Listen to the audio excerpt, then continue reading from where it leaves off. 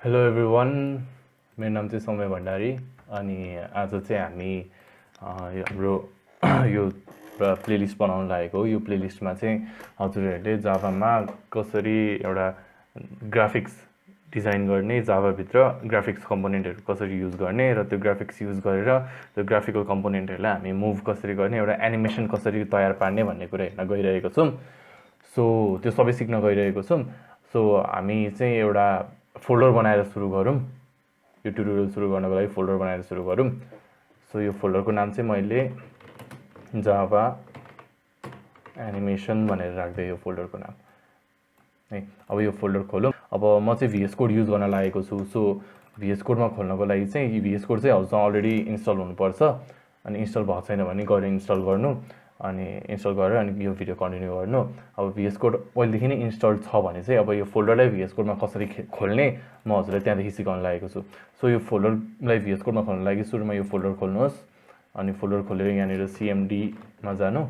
अनि CMDमा गएपछि चाहिँ अब यहाँनिर त्यो लेख्ने एउटा कमान्ड छ। त्यो कमान्ड चाहिँ हाम्रो COD कोड स्पेस डट हो। कोड स्पेस डट लेखेर इन्टर गर्नु।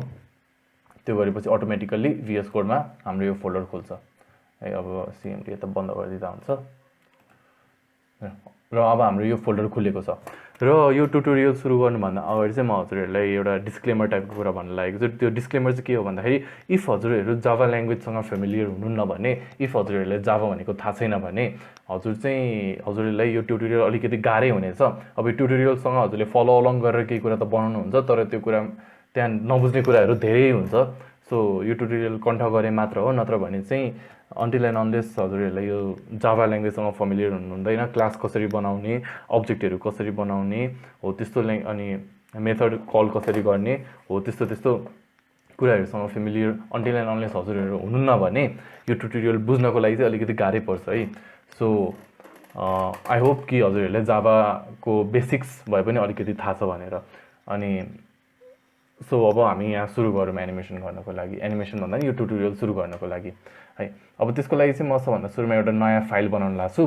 नयाँ फाइल बनाउने तरिका यहाँनिर जाने, न्यू फाइलमा क्लिक गर्ने। न्यू फाइलमा क्लिक गरेर अब फाइलको एउटा नाम दिनुपर्छ। अब त्यो नाम चाहिँ हामी के राखौँ भन्दाखेरि एनिमेट भनेर राखौँ है। एनिमेट डट जाभा एक्सटेन्सन चाहिँ हाम्रो जाभा फाइल बनाउनको लागि भइहाल्यो। सो एनिमेट डट जाभा भन्ने मैले एउटा नयाँ फाइल क्रिएट गरेँ है।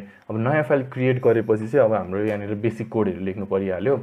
पब्लिक एउटा क्लास बनाम, क्लास एनिमेटको क्लास बनाम है। अब हामीले यो जुन ग्राफिक्सहरू बनाउन लागेको छौँ, जाभाको स्विङ एप्लिकेसन बनाउन लागेको हो। सो त्यसको लागि चाहिँ हामीले import javax dot swing dot star भन्ने इम्पोर्ट गर्नु पर्यो र अर्को चाहिँ import java dot AWT dot star भन्ने इम्पोर्ट गर्नु पर्यो र सँगसँगै इम्पोर्ट अहिले गरिहालौँ न त, import java dot AWT dot event. So अब हामीले चाहिँ एउटा स्विङ इम्पोर्ट गर्यो, अर्को AWT प्याकेज इम्पोर्ट गर्यो र अर्को इभेन्ट इम्पोर्ट गर्यो है। अब यो तिनवटा हामीले इम्पोर्ट गऱ्यौँ। अब यो तिनवटा इम्पोर्ट चाहिँ किन गरेको भन्दाखेरि हामीले यो यहाँभित्रको क्लासेसहरू युज गरेर, यहाँ भएको छोटा क्लासहरू युज गरेर त्यसको अब्जेक्टहरू बनाएर त्यसबाट हामी एउटा इन्टायर एप्लिकेसन क्रिएट गर्न लागेको हो। सो हामीले यो तिनवटा कुरा चाहिँ इम्पोर्ट गर्नु पऱ्यो है। सो अब हामी चाहिँ मेन मेथडबाट सुरु गरौँ। एउटा मेन मेथड बनाउनुहोस् है, पब्लिक स्ट्याटिक भोइड मेन गरेर। अब मेन मेथडभित्र चाहिँ हामी एउटा फ्रेम बनाउँछौँ है। त्यसको code frame is equals to new frame. अब यसले चाहिँ के गरिदिन्छ भन्दाखेरि एउटा नयाँ फ्रेम बनाइदिन्छ है। अनि त्यसपछि फ्रेम डट सेट टाइटल भन्यो है। अब यसको लागि एउटा टाइटलमा एउटा स्ट्रिङ पास गर्नुपर्छ। अब यसको टाइटल चाहिँ हामी के राख्दिउँ भन्दाखेरि यो फ्रेमको टाइटल चाहिँ एनिमेसन गेम राख्दिउँ ल है। अनि त्यसपछि फ्रेम डट सेट साइज। अब यसले चाहिँ हाम्रो फ्रेमको साइज सेट गर्नलाई हेल्प गर्छ। अब यसको साइज चाहिँ हामी 700 बाई 700 को एउटा साइज दिउँ है। अनि फ्रेम डट सेट लोकेसन। अब यसले चाहिँ फ्रेमको एउटा लोकेसन दिने गर्छ। अब त्यसको चाहिँ हाम्रो लोकेसन 400 कमा कतिमा राख्ने भन्दा 50 मा राखौँ। 400 भनेको चाहिँ एक्स भ्याल्यु, 50 भनेको चाहिँ हाम्रो वाइ भ्याल्यु है। अब त्यो पनि म अहिले हजुरलाई फ्रेम बनिसकेपछि एक्सप्लेन गर्न लागेको छु यसले के गर्छ भनेर। अब frame dot set default close operation J frame dot exit on close, यसले चाहिँ के गर्छ भन्दाखेरि जब जब हजुरहरूले फ्रेमलाई फ्रेमको क्रस बटन, यो जुन हाम्रो यो क्रस बटन हुन्छ हो, यो क्रस बटनले थिच्नुभयो भने यसले चाहिँ त्यो इन्टायर प्रोसेसलाई नै एन्ड गरिदिन्छ है। नत्र भने इन्टायर प्रोसेस एन्ड हुँदैन, तर यो कोडले गर्दाखेरि चाहिँ यो इन्टायर प्रोसेस एन्ड हुन्छ है। अब लास्टमा हामी के गरौँ भन्दाखेरि frame dot set visible true गरिदिउँ है। अब यति गरेर अब हामी कोड रन गरेर हेरौँ है त के हुन्छ। अब रन गर्नको लागि VS कोडमा युजली सर्टकट भनेको चाहिँ कन्ट्रोल प्लस F5 हुन्छ है। अब हजुरकोमा इफ त्यसरी चल्दैन भने डिरेक्टली यहाँनिर रन गरेर थिच्दा हुन्छ है। हेर्नु अब यहाँ एउटा फ्रेम बन्यो, त्यो फ्रेमको टाइटल हेर्नु त एनिमेसन गेम छ, हामीले जे टाइटल सेट गरेको थियो त्यो टाइटल छ। अनि फ्रेमको साइज 700 700,700, सुरुमा विड्थ त्यसपछि हाइट हामीले त्यसरी पास गर्छौँ है। सुरुमा विड्थ 700, हाइट 700, यसरी गर्छ है यसले।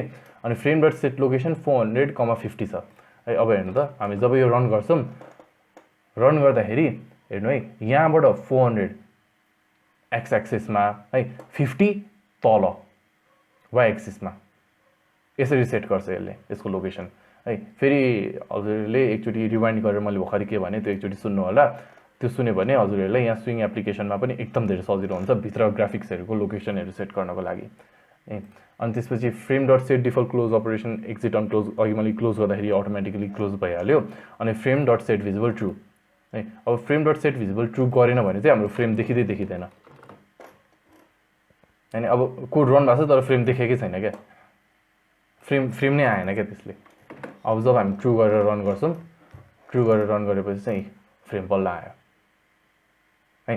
अब फ्रेम बनाउने तरिका त हजुरहरूले सिक्नुभयो। अब फ्रेम बनाएपछि अब फ्रेमभित्र चाहिने कुराहरू लाइक हामीले त एउटा ग्राफिक्स क्रिएट गर्नुपर्ने छ है। फ्रेमभित्र एउटा सर्कल रेक्ट्याङ्गल जे छ हैन, हामीले जे चाहिन्छ हो त्यो क्रिएट गर्नुपर्ने छ। अब त्यो कसरी क्रिएट गर्ने, अब त्यो कुरा हेरौँ है त।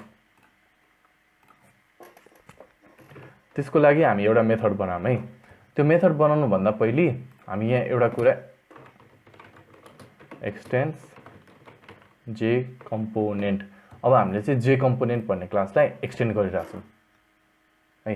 एनिमेट चाहिँ जे कम्पोनेन्टको सब क्लास भइदियो है। अब जे कम्पोनेन्ट एक्सटेन्ड गरेपछि यहाँनिर हाम्रो एउटा मेथड छ है। त्यो मेथडको नाम हो पेन्ट कम्पोनेन्ट है। यो पब्लिक भोइड पेन्ट कम्पोनेन्ट भन्ने एउटा मेथड छ, म लेखेर देखाउँछु। पब्लिक भोइड पेन्ट कम्पोनेन्ट भन्ने एउटा मेथड छ। यसले चाहिँ ग्राफिक्स आर्गुमेन्ट लिन्छ, त्यो ग्राफिक्सको भेरिएबल हामी जी राख्दिउँ है। यो चाहिँ एउटा ओभररिडन मेथड हो, ओभररिडन मेथड हो। अब ओभरराइड लेख्दा र नलेख्दा त्यस्तो फरक पर्दैन, तर ओभररिडन मेथड भएकाले हामीले ओभरराइड लेख्ने चलन छ। अब यो पेन्ट कम्पोनेन्टभित्र चाहिँ हामी जे गर्छौँ हामी सबै यो पेन्ट कम्पोनेन्टभित्र गर्छौँ है। अब सिम्पल इक्जाम्पल चाहिँ म एउटा सर्कल ड्र गरेर देखाउँछु। हजुरहरू पनि यहाँ ड्र गर्न ट्राई गर्नु होला है। अब सर्कल ड्र गर्नको लागि चाहिँ हाम्रो एउटा मेथड छ। त्यो मेथड चाहिँ के हो भन्दाखेरि G dot draw circle draw oval है। जी डट ड्र ओभलले चाहिँ हाम्रो एउटा ओभल ड्र गर्ने काम गर्छ है। अब यहाँनिर एक्स वाइ विड्थ र हाइट भन्यो है। अब त्यो भनेको चाहिँ के हो भन्दाखेरि सुरुमा ओभलको लोकेसन चाहिँ कहाँनिर राख्ने है। अब मैले अहिलेको लागि यहाँनिर 0,0 देखाएँ है। अनि ओभलको विड्थ र ओभलको हाइट पनि दिनु पर्यो।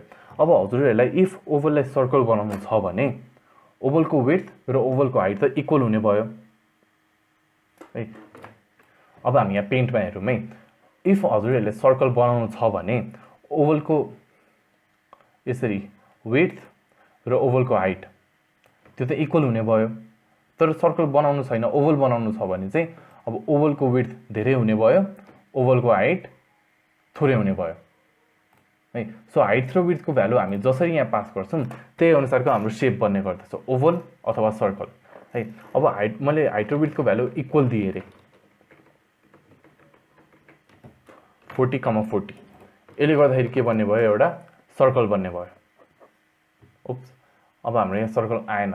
हो त्यो सर्कल किन आएन भन्दाखेरि हामीले फ्रेममा हाम्रो यो अब्जेक्टलाई हाम्रो यो क्लासलाई एड गरेकै छैन है। अब त्यो एड गर्नको लागि चाहिँ हामी सुरुमा यो हाम्रो यो क्लासको अब्जेक्ट बनाम animate is equals to new animate, यसरी हामी एउटा अब्जेक्ट बनाम र यो अब्जेक्टलाई चाहिँ हामी फ्रेममा लगेर हाल्दियौँ। फ्रेम डट एड एनिमेट गरेर फ्रेममा लगेर हाल्दियौँ है। अब हेर्नु त एउटा सर्कल बन्यो है। त्यसको विड्थ र हाइट कति छ, 40,40 छ है। अनि त्यसको लोकेसन चाहिँ कहाँनिर छ भन्दाखेरि सबभन्दा टपबाट राइटतिर गयो भने चाहिँ एक्स एक्सिस हुन्छ है, र डाउनतिर गयो भने चाहिँ वाइ एक्सिस हुन्छ है। सबभन्दा टपमा यतातिर गयो भने एक्स एक्सिस, तलतिर आयो भने वाइ एक्सिस है। जति उता गयो एक्सको भ्यालु बढ्दै जान्छ, जति तल आयो वाइको भ्यालु बढ्दै जान्छ है। X plus plus plus plus plus हुँदै जान्छ, y plus plus plus plus हुँदै जान्छ है। अब अहिले त मैले 0,0 मा राखेको छ, किनभने 0,0 भनेको त यो पोइन्ट भयो है। अब हामी बिचतिर लिएर आऊँ है त। अब बिचतिर लिएर आउनको लागि चाहिँ हामी के गर्न सक्छौँ भन्दाखेरि 700/2 है, अनि यो पनि 700/2। हामीले यो के गरेको भन्दाखेरि 700 भनेको त्यसको टोटल हाइट छ, 700 भनेको त्यसको टोटल विड्थ छ है। अब त्यसको एक्स पोजिसन भनेको चाहिँ विड्थको बिचमा र वाइ पोजिसन भनेको पनि हाइटको बिचमा। हेरौँ है, अब यो बिचतिर आयो यो सर्कल। यसरी चाहिँ हामी एउटा सर्कल ड्र गर्न सक्छौँ। अब यस्तै एउटा रेक्टेङ्गल ड्र गर्नु पर्यो रे है। रेक्टेङ्गल ड्र गर्नको लागि पनि ड्र रेक्ट भन्ने एउटा फङ्सन छ। अब यसको लोकेसन चाहिँ म कतिमा राखिदिन्छु भन्दाखेरि 300,300 मा लगेर राख्दिउँ। अनि यसको विड्थ चाहिँ अब एउटा रेक्टेङ्गलको विड्थ कति राख्ने भन्दाखेरि 10 राख्दै, हाइट पनि 10 राख्दै। एउटा रेक्टेङ्गल बन्यो, यसको लोकेसनहरू दिएर एउटा रेक्टेङ्गल बन्यो र त्यो रेक्टेङ्गलको हाइट र विड्थहरू पनि दिएको छ। त्यसरी नै एउटा रेक्टेङ्गल बन्यो, फ्रेममा पनि आयो, डिस्प्ले भयो है। अब के गरौँ भन्दाखेरि यो रेक्टेङ्गलको साइज बढाउँदै जाउँ है। यो रेक्टेङ्गलको साइज बढाउँदै जाउँ। अब यो रेक्टेङ्गलको साइज 0,0 मा राखौँ सुरुमा। यो ओभल हटाइदिउँ, 0,0। यहाँनिर एउटा सानो रेक्टेङ्गल बनाएको छ है। अब यसको साइज बढाउँदै जाउँ है। अहिले 10,10 छ, हामी 100,100 राख्दिउँ है। के भयो, यहाँ यतिमा रेक्टेङ्गल आयो है। अब हामी कति राख्दिउँ भन्दाखेरि 300,300 राख्दिउँ। अझ बढिरहेछ यो रेक्टेङ्गल। अब अहिले कति राख्दिउँ भन्दाखेरि 600,600 राख्दिउँ है। होइन त, यो रेक्टेङ्गल हेर्नु त गर्दा यो त पुरै फिल नै गरिदिनु भयो त। अब 700,700 राख्दिउँ है। अब रेक्टेङ्गल त के भयो भन्दाखेरि यो हाम्रो यो फ्रेम जत्रो छ रेक्टेङ्गल पनि त्यत्रै भइदियो क्या। फ्रेम जत्रो छ रेक्टेङ्गल पनि त्यत्रो भइदियो। अब हामीले के गरेर यो रेक्टेङ्गल भित्रको यो जुन हाम्रो रेक्टेङ्गल छ हो, त्यो रेक्टेङ्गललाई हामीले एउटा सलिड कलर दिन पाएको भए त झनै राम्रो हुन्थ्यो है। एउटा रेक्टेङ्गल सलिड, त्यो त यो त हामीले मेयरली एउटा आउटलाइन मात्र ड्र गर्यो। अब यसलाई एउटा सलिड कलर कसरी दिने त भन्ने कुराको तरिका यस्तो हो है। जी डट फिल रेक्ट भन्ने एउटा फङ्सन छ। अनि त्यो चाहिँ हामी 0,0बाट सुरु गरिदिउँ, 0,0बाट सुरु गरिदिउँ है। अब यसको अब यो हाइट र विड्थ 700,700 राख्दिउँ अहिलेको लागि है। हेर्नु त एउटा रेक्टेङ्गल बन्यो। अब यो रेक्टेङ्गल नै हो भन्ने कुरा चाहिँ अब हजुरहरूलाई कसरी देखाऊँ भन्दाखेरि सुरुमा 100,100 गरौँ है। 100,100 मा एउटा भित्र पनि कलर अलरेडी भइसकेको एउटा रेक्टेङ्गल बन्यो है। अब यसको भित्र पनि कलर अलरेडी नै छ है। फिल रेक्टले चाहिँ हाम्रो त्यो काम गर्ने गर्छ। 100,100 यसरी बन्यो है। अब यस्तै हामी 500,500 बनाऊँ है। बिस्तारै बिस्तारै फिल हुँदैछ क्या अब त्यस्तै हामीले यसको भ्यालु चाहिँ विथ र हाइटसँग इक्वल गरिदियो भने त यो त हाम्रो इन्टायर ब्याकग्राउन्ड नै बन्ने भयो नि त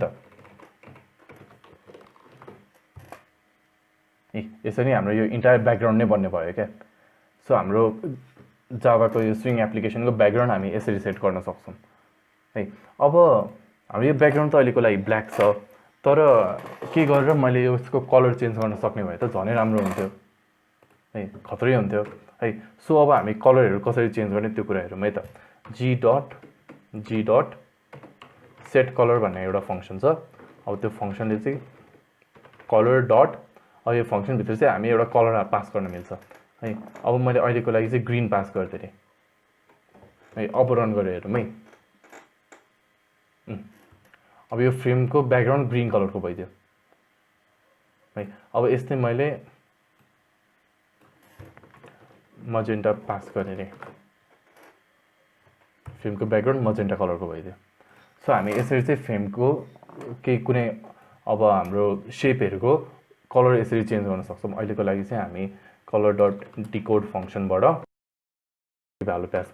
भ्याल्यु पास गरिदिउँ 212121 गरेर अब यसले चाहिँ अलिकति ब्ल्याकिश कलर दिन्छ यस्तो ब्ल्याकिश कलर दिन्छ अनि पुरै ब्ल्याक पनि हैन यो जस्ट नाइस ब्ल्याक खालको कलर हो यो अब हाम्रो ब्याकग्राउन्ड चाहिँ अहिलेको लागि यो राख्दिउँ है अब हामी के गरौँ भन्दाखेरि एउटा बल बनाऊँ